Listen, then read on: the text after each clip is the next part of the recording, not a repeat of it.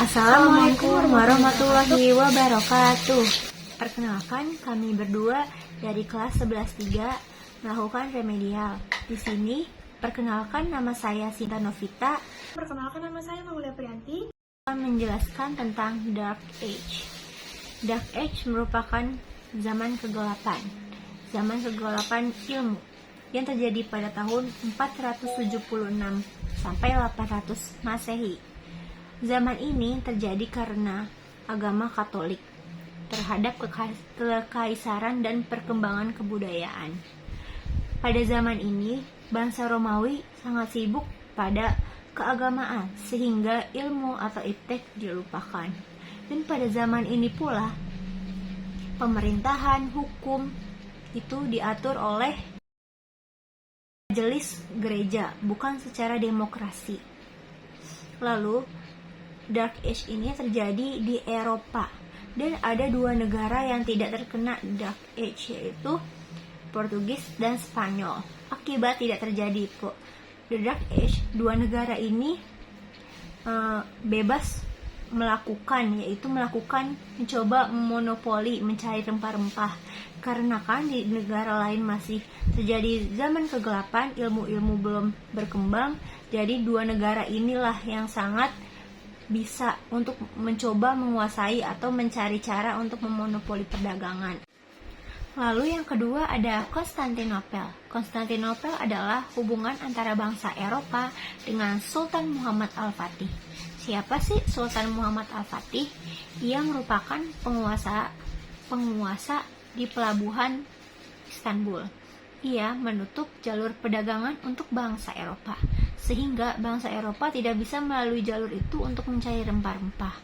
Alhasil rempah-rempah mahal, dan bangsa Eropa sangat membutuhkan rempah-rempah dari Asia, sehingga dia mencari cara untuk mendapatkan rempah-rempah, karena di negaranya rempah-rempah sangat berguna untuk makanan, obat-obatan, dan parfum.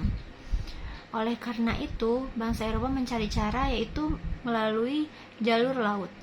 Ia sebenarnya takut dan ragu, tapi dia nekat melakukannya.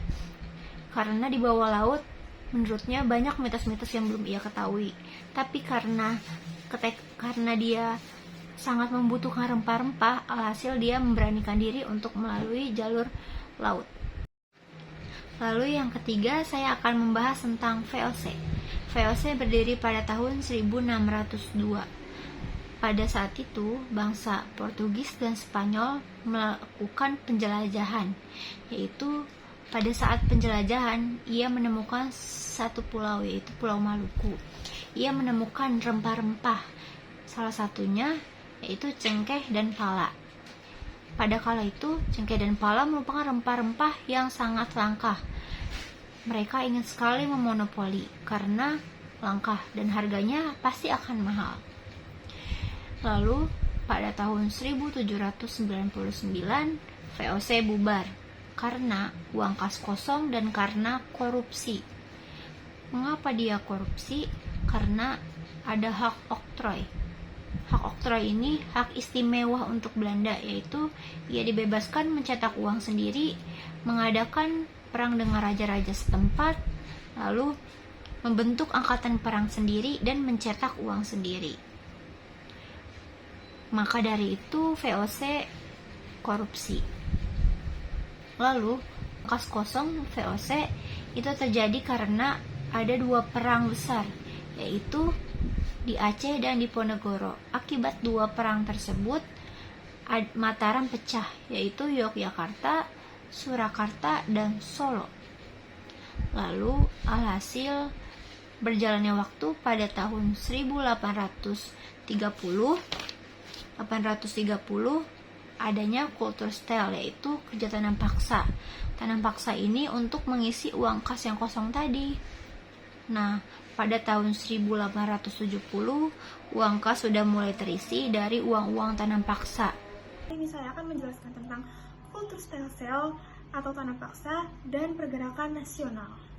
Kultur stem cell adalah sistem tanam paksa yang dicetuskan oleh Johannes van den Bosch pada tahun 1930, di mana petani diwajibkan untuk menanam komoditas di tanah milik mereka sendiri sesuai dengan permintaan pemerintah, seperti kopi, lada, tembakau, dan lain-lain.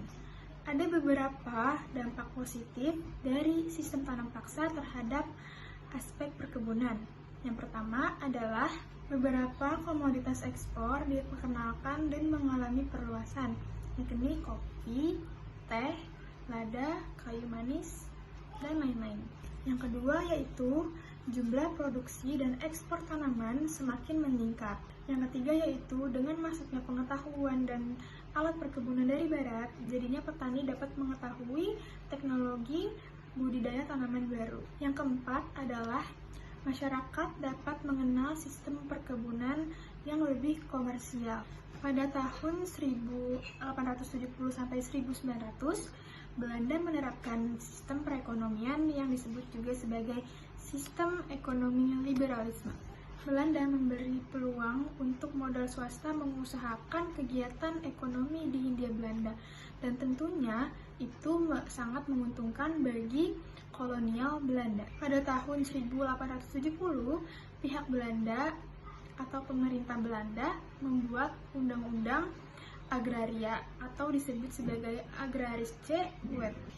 Yang pertama itu, penduduk non-bumi putra tidak diizinkan memiliki tanah atau dasar hak milik mutlak kecuali untuk pabrik. Yang kedua yaitu, rakyat yang memiliki hak tanah pribadi tidak dapat menjual belikan tanahnya kepada non-pribumi. Yang ketiga yaitu, kepemilikan mereka hanya atas dasar hak guna usaha yang masa berlakunya itu selama 75 tahun dan dapat diperpanjang jika memungkinkan. Selanjutnya, saya akan menjelaskan tentang pergerakan nasional. Pergerakan nasional merupakan kisah dan perjalanan panjang bangsa Indonesia, yaitu masa bangsa Indonesia mencapai kemerdekaan pada kurun waktu 1908 sampai 1945. Pada abad ke-20 menjadi titik awal kemunculan organisasi politik di Indonesia, seperti organisasi Budi Utomo, Sarekat Islam, Indonesia Partij, dan lain-lain.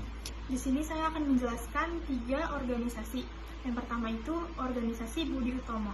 Organisasi ini lahir pada 20 Mei 1908 yang didirikan oleh pelajar Stovia di bawah pimpinan R. Sutomo. Organisasi yang berawal dari gagasan Dr. Wahidin Sudirohusodo ini menjadi tonggak awal kebangkitan Indonesia.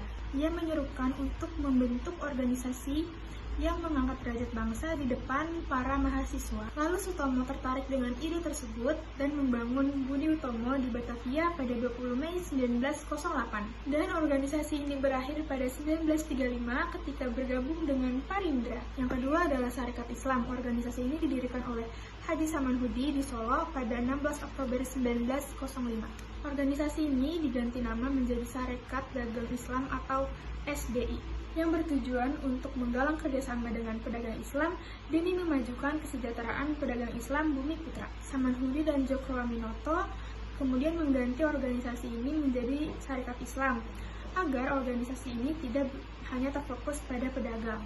SI disebut sebagai gerakan nasionalis, demokratis, dan ekonomis di bawah pimpinan Djokroaminoto karena bercita-cita untuk menentang ketidakadilan terhadap rakyat Bumi Putra. Yang ketiga yaitu Indische Partij. Indische Partij adalah wadah perjuangan pertama yang berwujud partai politik berideologi nasionalisme. Indische Partij berdiri pada 25 Desember 1912 di Bandung. Tokoh utama Indische Partij yaitu Louis Dekker, Cipto Mangunkusumo, dan Suwardi Suryaningrat.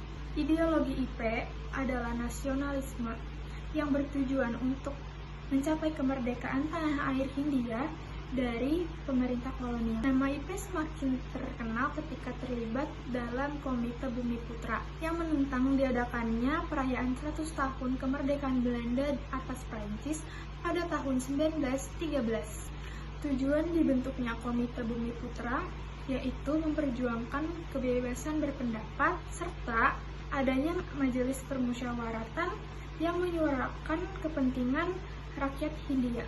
Oke, sekian penjelasan dari saya Maulia Priyanti dan Sinta Novita. Kurang lebihnya mohon maaf. Wassalamualaikum warahmatullahi wabarakatuh.